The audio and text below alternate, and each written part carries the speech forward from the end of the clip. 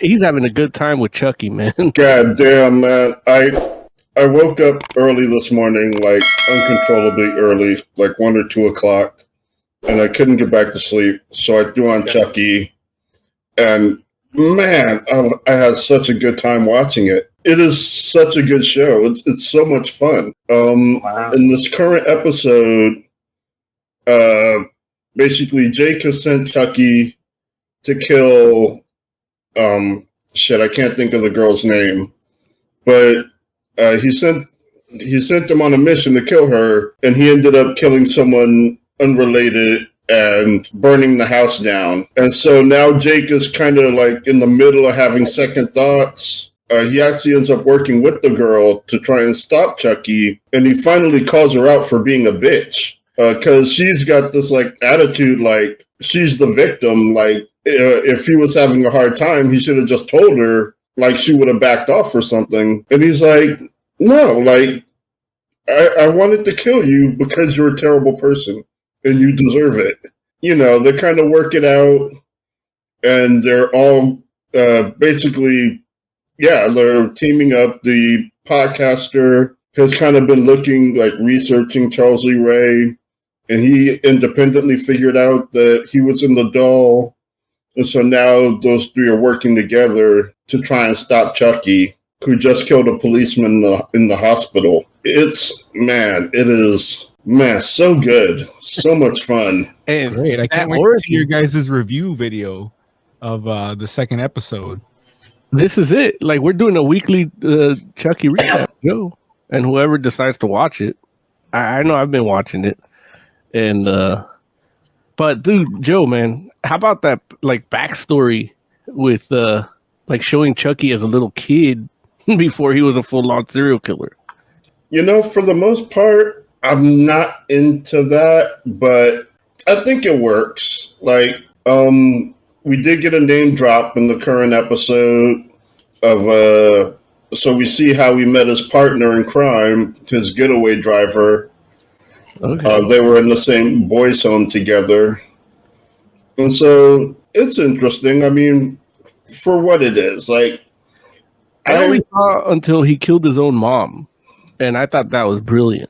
Yeah, like, that was good. Up until that point, like, if that's all we got as him, like, origin of Chucky, like, I'd be happy. But if you say we're getting more, I'm not current on the newest episode, but yeah, we're getting more, huh? Yeah.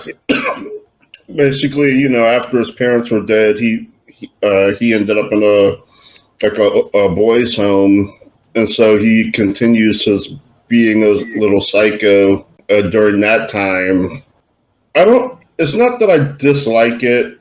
It's just part of me feels like we don't need to know someone's origin, and so this is pushing against that. And it's not a bad thing. It's just I don't always need a reason. Like, some people can just be psychotic and sociopathic killers.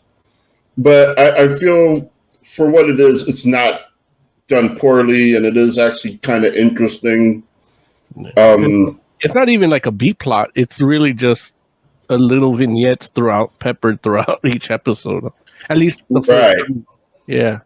Yeah, that's how it is in this one. But yeah, like, it's good. Really good. Another thing that happened is there's a conflict between Jake's uncle and aunt and the mayor and her husband because I don't know if you were...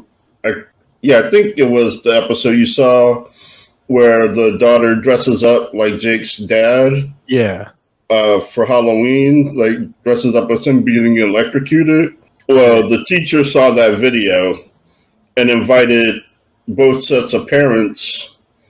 And, you know, at first the mayor's like, you know, my child didn't do anything. She's the one getting bullied. And then they show the video, and dude starts looking at the mayor like, you let her dress up as my brother? Like, why would you do that? And so, like, he's like about to go off on them, like, physically but they kind of get between it at first. But right now they got a bunch of stuff going on with those two sides, so that is also interesting. Yeah, it's shaping up to be a really, really cool character-driven show because it's not just about these. They have the kill of the week. Where they kill like just a cool kill, and then some fodder kill, and then the story. But it like if you edit out those weekly kills, like it's really just a character-driven show, and these character dynamics and the progression into what's ultimately their fate. Right. I really you got the little romance going on. Yeah. Or the budding romance between Jake and can't remember my boy's name, the podcaster. Yeah. But you got something going on. He's a podcaster too. But yeah, it's pretty adorable. Kids falling in love. Yeah, it's good. I'm so glad. Like, I don't think I would have even known the show existed if you hadn't brought it up for review. Yeah. So thank you for that. Oh, look, you're welcome.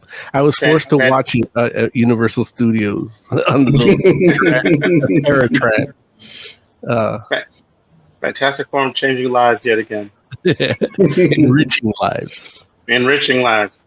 Yeah. It's so funny because my big takeaway from that entire review, which was awesome, and again, I haven't watched Chucky yet, and that's my fault. I'm gonna watch it,